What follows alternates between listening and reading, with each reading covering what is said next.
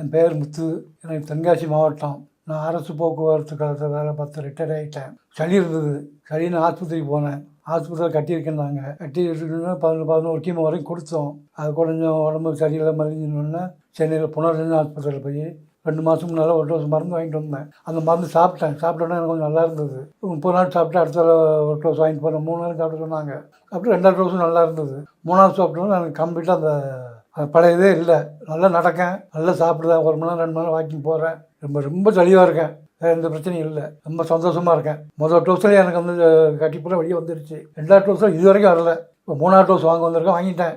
3வது டோஸில் எனக்கு கிளியர் ஆகிடுச்சு. ஏன் அப்போ கொஞ்சம் நடக்க முடியாது, அப்படியே லேசாக தலை சுற்றும், சரியாக சாப்பிட முடியாது, கொஞ்சம் படுத்தே தான் இருப்பேன். சரி வயசாச்சு இல்லையா, சரி இருக்க வரைக்கும் இருந்தால் போயிடலான்னு சொல்லி நானும் அப்படியே விட்டேன். அது கொஞ்சம் சாப்பிட்டது ஒரு வாரத்தில் அது கொஞ்சம் நல்லா இருந்தது. அது பூரா சாப்பிட்றதுக்கு முன்னாலேயே சாப்பிடும்போது இந்த உள்ளே இருந்த கட்டி பூராமே ஒவ்வொன்றும் ஒவ்வொரு கலராக வந்தது.